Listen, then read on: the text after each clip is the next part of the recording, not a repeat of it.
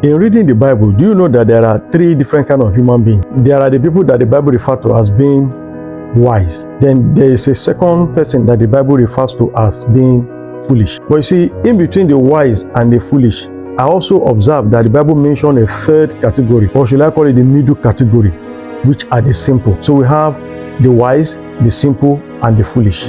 What is the difference between these three categories of people, so that you and I can know which category we belong to? In the book of Proverbs, Solomon actually classified human beings into three, depending on their fear of the Lord and how they respond to truth. Let me start with the first one in this particular order, the simple. The simple are also those people that are naive. These people are not necessarily bad, but they can be dangerous because they lack filter. Such persons, the mind is open. From the word petty in Hebrew, it suggests an open door. Somebody whose mind is open. Anything can come in, anything can go out. Now, how can you know those people that are simple? One, they are gullible. They believe anything they are told without checking for source, without checking whether it is fact or not. Another trait about them is that they lack foresight. People like this are actually entering into trouble most times, basically because they don't look ahead. The third and most dangerous aspect of that is that they are susceptible to pressure. They are easily led by the want of the moment. So they are easily pressured by peer groups and some other things, easily influence what they actually decide to do with their lives. So those that are simple are at crossroads. They are not decided, whether especially even to follow God or some other important decisions in their life. The second one I want to mention are the fools. Yes, the fools. Who are the fools? These are the ones that their mind is already closed. They have actually heard the truth, but they have decided to consciously close their mind against the truth. So it's not as if they may not know the truth. They know, but actually it is what is in their mind that they want to follow. Most times, people like this are usually very stubborn. I will do what I want. This is what I want. This is the way I want it. They always do it like that.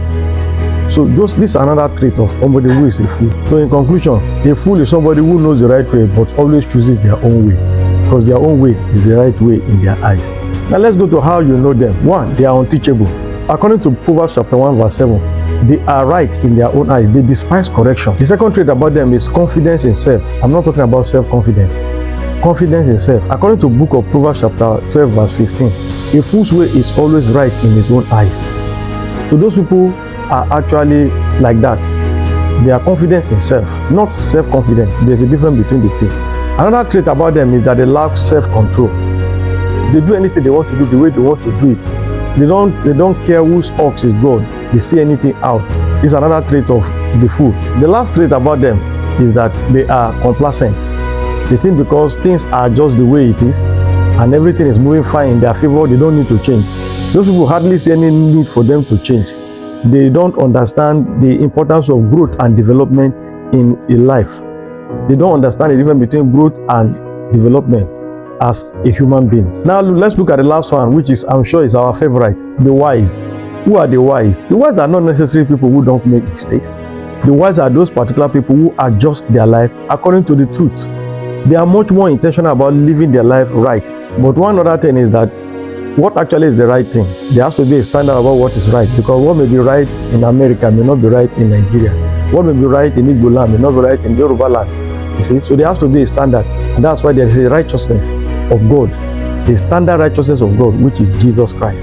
So a wise person is the person who lives his life after the teachings of Jesus Christ. Now, how do you know those people? One of the first things that you notice about them is that they are teachable. They love correction. In fact, even I think the book of Ecclesiastes, it says, correct a wise person and he will increase in learning. But correct a fool and he will do what? He will hate you for it. Wise people, they are discerning. Yes, they are able to discern. They don't just walk into things. They think their way through first before they go into it. So they are discerning and they know when to speak and when to be quiet. In other words, they are also restrained. They are disciplined. There's no how a wise person will not be disciplined. Another thing about them is that they are humble. The most time we used to think that we are humble. I do say that somebody who has 2,000 in his account, we say is humble. Most time we don't even know who is really humble until when you are in position of power, when there is wealth, when you have to handle wealth. Now, wise men are humble because they know they don't have answers to everything. They know they don't know everything. They are ready to grow, and to grow with as many as those who are ready to grow with them. So where do you belong? A wise person will begin to think and say, Is this thing talking to me? Am I faltering in any of this? Where do I need to adjust? A foolish person will say, I beg, get out. You're talking your rubbish. And a simple person may just say, you have a point. You are saying something. That's deep. And eventually nothing comes out of it. Don't forget, like I said earlier, Jesus Christ himself said, those who live according to his teachings are building on the rock. And those who do not, where are they building? They are building on sand. And when the storms of life will come, I didn't say if, when the storm will come, because the storm will definitely come. The house that stands on the rock will actually stand. And the one that is built on sand will sink. Are you a fool? Are you a simple person? Or are you a wise man?